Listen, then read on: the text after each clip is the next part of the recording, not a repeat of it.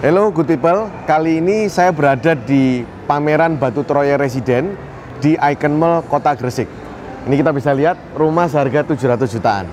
Nah, kali ini saya mau berbagi kepada teman-teman mengenai hal-hal apa saja yang harus teman-teman waspadai dalam melakukan jual beli properti.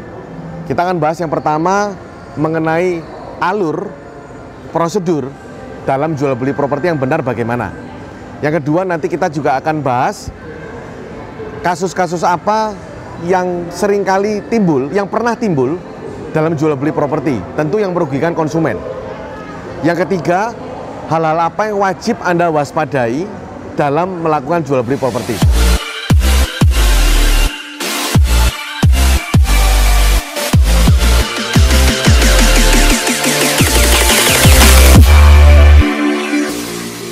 Yang pertama, alur jual beli properti yang benar adalah pada waktu Anda sudah sepakat harga, yang pertama adalah Anda melakukan proses MOU atau ikatan jual beli. MOU atau ikatan jual beli ini bisa Anda lakukan di notaris ataupun di kantor agent properti. Kalau di notaris itu bayar, kalau di kantor agent properti gratis. Terserah Anda mau pilih yang mana, tapi pada umumnya kalau jumlah down payment-nya kecil, kebanyakan memilih memakai kantor agent properti. Kalau jumlah down payment-nya besar, memilih di kantor notaris. Bayarnya biasanya bagi dua, penjual separuh, pembeli separuh. Yang kedua, setelah Anda melakukan ikatan jual beli ataupun MOU, Anda akan diminta memberikan down payment. Saran saya, down payment ini sebaiknya diberikan di tengah-tengah. Kalau Anda menggunakan kantor agent properti, titipkan di kantor agent properti.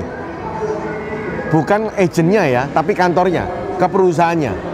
Karena kalau ada apa-apa, menuntutnya lebih mudah. Terutama kantor agent properti yang sudah berlisensi AREBI. Yang ketiga, yaitu proses checking sertifikat. Nah, checking sertifikat ini biasanya dilakukan di BPN dan dititipkan lewat notaris. Nah, checking sertifikat ini fungsinya adalah untuk mengetahui apakah properti yang Anda beli ini legal ataupun tidak. Sertifikatnya double atau tidak, lalu sedang dalam jaminan pihak tertentu ataukah tidak, sedang masalah sengketa dengan orang lain atau tidak. Itu tujuannya. Pada waktu checking sertifikat ini tidak lolos, nah inilah fungsi tadi DP titip di tengah. Maka properti batal dijual belikan dan DP dikembalikan kepada pembeli. Itulah kenapa sebaiknya down payment dititipkan di tengah-tengah, tidak di pihak yang bersangkutan langsung di sana.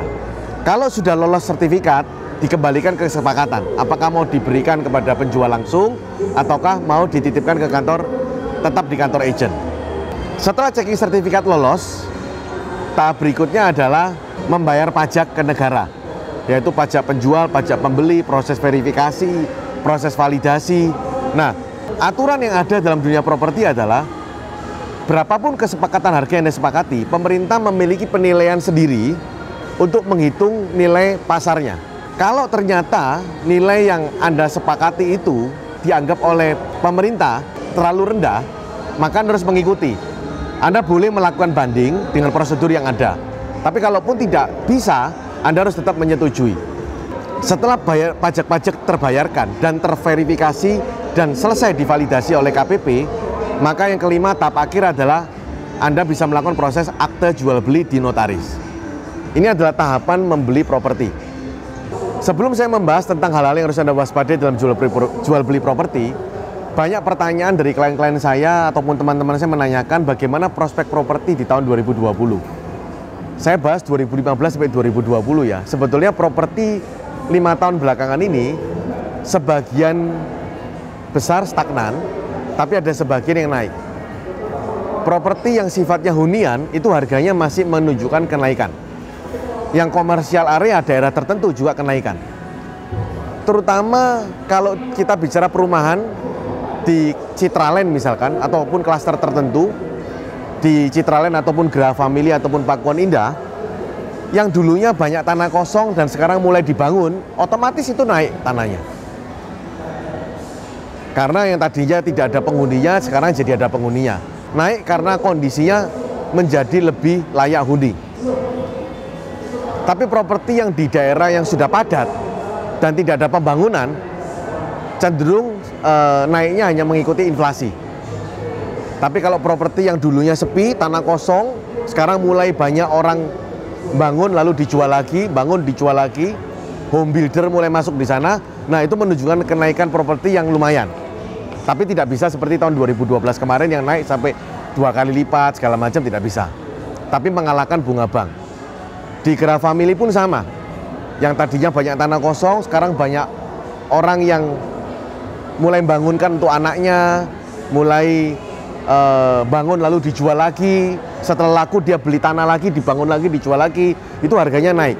Tapi sebetulnya kalau kita bicara mindset yang benar dalam membeli properti adalah kita bukan hanya mengejar kenaikan harganya, tapi untuk mengamankan uang kita dari inflasi. Ini menurut pendapat saya. Menurut saya kita taruh uang di bank, apakah ada risikonya? Ada. Kalau tiba-tiba krisis moneter, uang kita nggak bisa ditarik dari bank, ada risikonya. Kalau di bawah 2 miliar masih dijamin oleh lembaga penjamin simpanan, LPS. Tapi kalau sudah di atas 2 miliar, nggak dijamin lagi. Kita taruh di saham, saham bisa turun. Kita taruh di emas, sama juga. Emas pada waktu kita beli, kita jual, depresiasinya minimal 10%. Dan bisa hilang. Kalau Anda lupa taruh emasnya di mana, dicuri orang, hilang sudah. Menurut saya mindset yang benar dalam membeli properti adalah untuk mengamankan uang kita dari inflasi. Properti walaupun dia tidak mengalami kenaikan yang sebombastis seperti tahun 2012 kemarin, properti masih menurut saya yang paling aman untuk mengamankan nilai uang dari inflasi. Sebagai contoh, harga bangunan pasti naik setiap tahunnya. Harga tanah pun semakin naik karena semakin terbatas. Properti lebih sulit untuk hilang. Sertifikatnya hilang pun masih bisa Anda urus. Saya tidak bicara tentang properti yang di daerah-daerah terpencil, yang di pinggiran-pinggiran, yang patoknya masih tidak jelas. Saya bicara tentang properti yang di area yang sudah padat, ataupun di developer yang memiliki nama. Kalau terjadi krisis moneter, kalau terjadi kerusuhan, properti Anda tetap tidak hilang. Tapi kalau terjadi dua hal ini, Anda taruh uang di bank, uang Anda bisa hilang. Kalau banknya diras, banyak orang tarik, Anda belum tentu bisa dicairkan uangnya dari bank. Jadi bagaimana kondisi properti 2015-2020? Kembali lagi ke mindset yang benar. Properti bukan tempat untuk mencari uang, tapi untuk mengamankan uang Anda. Karena properti itu kenaikannya pasti lebih tinggi dari inflasi. Pasti lebih tinggi. Yang kedua, yang mau saya bahas adalah hal-hal yang perlu Anda waspadai dalam membeli properti. Percaya boleh, tapi waspada harus. Anda boleh percaya dengan kantor agen propertinya, tapi tetap harus waspada. Anda boleh percaya terhadap kantor notarisnya, tapi tetap harus waspada. Hal-hal yang harus Anda waspadai, yang pertama adalah pada waktu memberikan down payment atau titipan tanda jadi. Kenapa tadi saya sarankan sebaiknya Anda titipkan di kantor agen properti yang bersertifikasi AREBI. Karena kalau ada apa-apa Anda bisa telusuri. Anda bisa klaim juga. Untuk mengamankan penjual dan pembeli. Karena penjual dan pembeli kan tidak saling kenal. Saya tidak menyarankan kalau Anda titip di kantor notaris. Biasanya kantor notaris yang memiliki etika yang baik, dia tidak akan mau menerima uang tanda jadi ditransfer ke rekening notaris tersebut. Karena secara etika setahu saya, kantor notaris tidak boleh berperan sebagai perantara. Perantara dalam penjualan. Karena nanti akan saling menabrak. Tapi kalau Anda titipkan BG-nya atau titipkan cek kepada kantor notaris, masih diperbolehkan. Kenapa teman-teman sebaiknya tidak ke kantor notaris? Karena kekuasaan notaris ini sudah sedemikian besar. Contoh, sertifikat asli Anda sudah dititipkan di notaris. Data-data pribadi penjual dan pembeli juga sudah ada di kantor notaris. Tanda tangan Anda juga mungkin notaris tersebut sudah punya. Dan kalau uang Anda pun masuk ke kantor notaris, kekuasaannya nanti terlalu besar. Saran saya, kalau Anda jual beli, pilihlah kantor notaris yang punya nama baik dan terpercaya. Jangan memilih notaris yang berlabel koboi. Jangan belani harga murah, tapi Anda pilih notaris yang ecek-ecek. Lebih mahal sedikit nggak apa-apa, tapi Anda merasa aman. Caranya bagaimana memilih notaris yang punya nama baik? Satu, tentu dipercaya oleh bank besar. Bank itu ada levelnya, ada level buku 1, buku 2, buku 3, buku 4. Tentu pilihlah notaris yang sudah dipercaya oleh bank yang punya nama atau buku 4. Karena tidak mudah notaris bisa mendapatkan kepercayaan dari bank yang ternama. Dia harus punya track record yang bersih. Dan rekening banknya sendiri pun tidak boleh sedang ada masalah di bank. Apa resiko yang bisa terjadi kalau Anda salah memilih notaris atau notaris koboi? Sertifikat Anda bisa didobel jual belikan, seperti yang dialami oleh teman saya. Notaris itu menawarkan teman saya properti dengan harga murah, teman saya terblinger, dia memberikan DP kepada notaris, notaris buatkan ikatan jual beli, memberikan ikatan jual beli lunas, notaril, tapi pada waktu mau dibalik nama, ternyata propertinya nggak bisa dibalik nama. Karena ternyata sudah dijual ke pihak lain. Dan teman saya ditipu, karena pada waktu tanda tangan, penjual tidak dihadirkan di hadapan pembelinya. Jadi pada waktu Anda mau transaksi notaris, pastikan pihak penjual dan pembeli hadir bersama-sama. Kalaupun ada kuasa jual, kalaupun ada surat kuasanya, lebih baik dibuat di hadapan notaris yang Anda percaya juga, ataupun referensi dari notaris Anda. Yang berikutnya, pada waktu Anda sudah membayar pajak jual beli, jangan lupa untuk meminta buktinya dari notaris. Biasanya Anda titip ke notaris bayar pajaknya. Karena pernah kejadian juga pajak Anda itu nggak dibayarkan oleh notaris. Nah, seringkali keteledoran yang dilakukan oleh pembeli adalah karena dia percaya sekali dengan notaris, dia lupa untuk mengambil sertifikatnya. Dibiarkan dititipkan di notaris berbulan-bulan, bahkan bisa bertahun-tahun. Ini pernah dialami oleh teman saya. Dia sudah transaksi, dia sudah bayar pajak, dia lupa ngambil sertifikatnya, sampai 3 tahun, 4 tahun kemudian baru dia ambil, ternyata belum dibalik nama dan pajaknya belum dibayarkan. Saya nggak tahu kenapa itu, dan NJOP-nya 4 tahun selisihnya sudah cukup tinggi, dan nilainya puluhan juta sampai ratusan juta. Dan notarisnya tidak mau tanggung jawab, akhirnya terjadi masalah pidana. Biaya notaris untuk akte jual beli biasanya hanya 0,5% dari nilai transaksi. Itu pun dibagi dua antara penjual dan pembeli, 0,25. Penghematan yang Anda lakukan tidak terlalu signifikan terhadap resiko yang timbul. Yang berikutnya, hal yang harus Anda waspadai adalah pada waktu Anda membeli properti, tapi sertifikatnya masih dijaminkan di bank oleh penjualnya. Berarti ada yang namanya penebusan. Nah, kalau Anda membeli properti menggunakan konsep penebusan, hal yang pertama yang harus Anda minta adalah surat sertifikat keluar di hari yang sama. Sebagian bank bisa, tapi sebagian tidak bisa. Kalau tidak bisa bagaimana? Ada caranya. Kalau tidak bisa, mintalah pernyataan dari bank tersebut bahwa penjual dan pembeli akan mengambil sertifikatnya bersama-sama. Infokan kepada pihak bank bahwa sertifikat ini bukan ditebus oleh pemilik, tapi ditebus oleh pembeli. Sehingga pemilik tidak bisa mengambil sendirian sertifikatnya. Biasanya bank akan menjaga dan mengamankan, sehingga walaupun keluarnya di keesokan harinya atau 2 hari setelahnya, bank akan meminta data KTP penjual ataupun pembeli pada waktu sertifikatnya mau diambil. Jadi salah satu dari mereka mau ngambil tidak bisa.